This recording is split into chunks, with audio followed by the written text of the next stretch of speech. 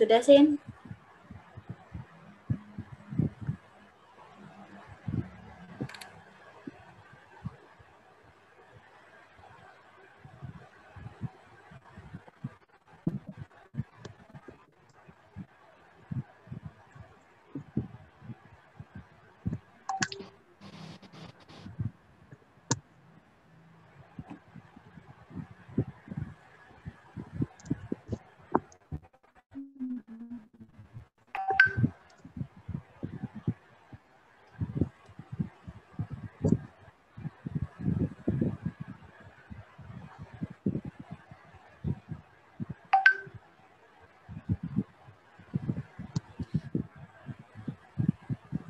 Bismillahirrahmanirrahim.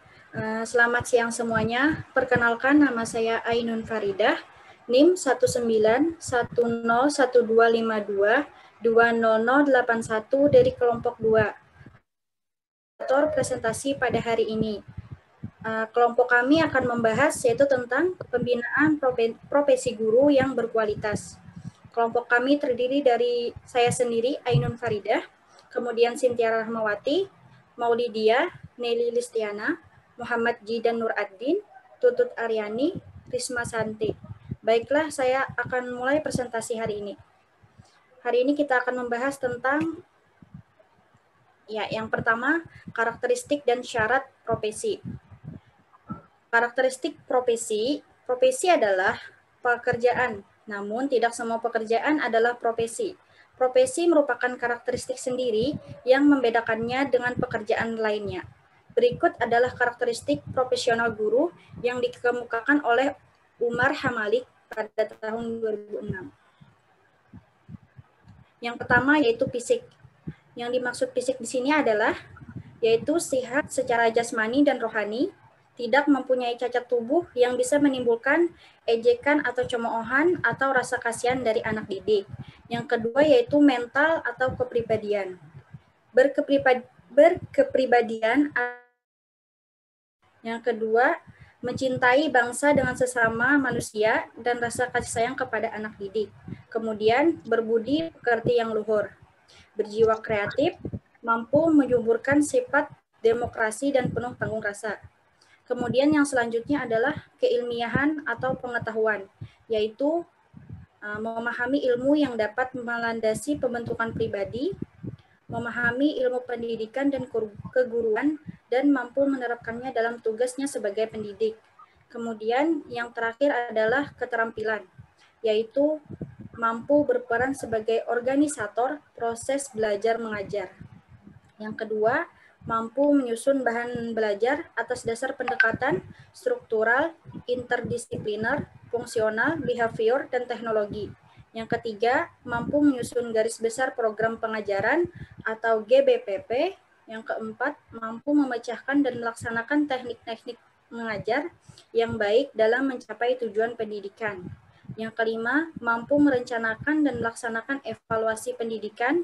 Yang keenam, memahami dan mampu melaksanakan kegiatan dan pendidikan di luar sekolah. Baik, selanjutnya akan dilanjutkan oleh teman saya. Dipersilahkan.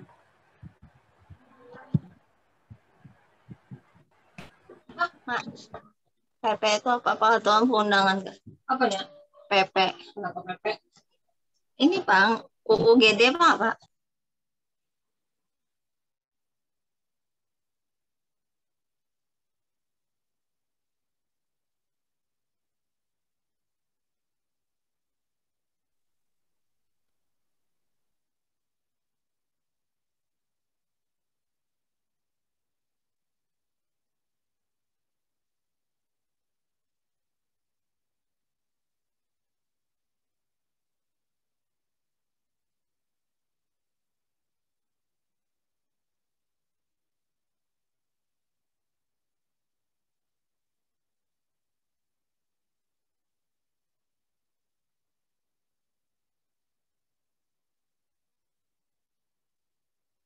Silakan untuk melanjutkan slide selanjutnya.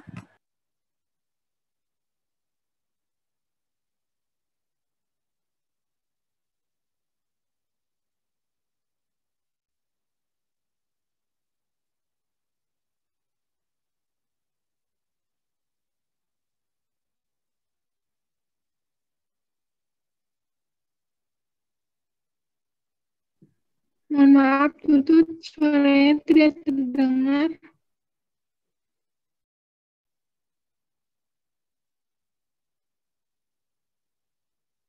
Belum terdengar, Tut.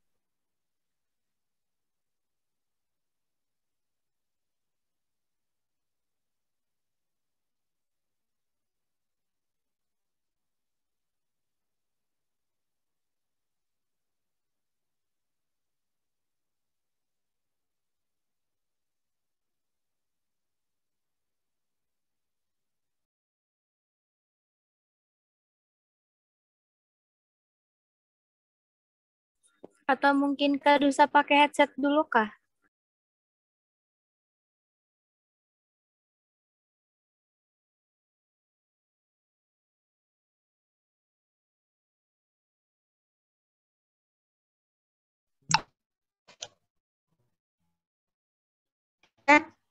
Sudah terdengar kah? Sudah. Terdengar.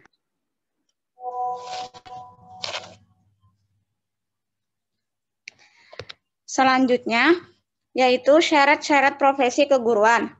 Menjadi guru berdasarkan tuntunan hati nurani tidaklah semua orang dapat melaksanakannya. Guru dituntut mempunyai suatu pengabdian yang dedikasi dan loyalitas, ikhlas, sehingga menciptakan anak didik yang dewasa, berakhlak, dan terampil. Dan untuk memenuhi hal tersebut, maka ada beberapa syarat yang harus dipenuhi untuk menjadi guru yang profesional.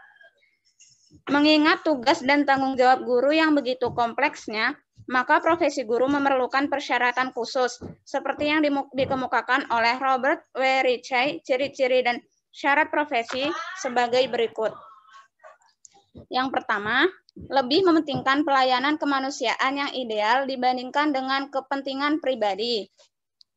Yang kedua, seorang pekerja profesional secara aktif memerlukan waktu yang panjang untuk mempelajari konsep-konsep serta prinsip-prinsip pengetahuan khusus yang mendukung keahliannya.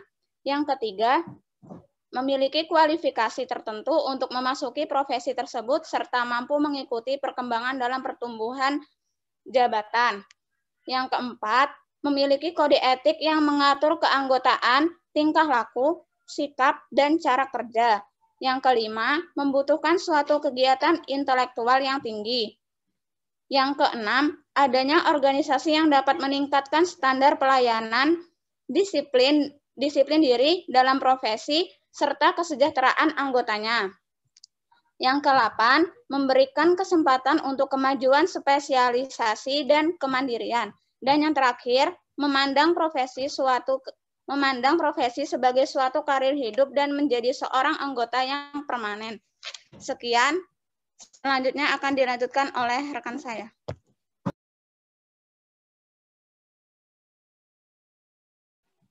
Ya, yang selanjutnya ada tingkatan profesi dan kode etik guru di Indonesia.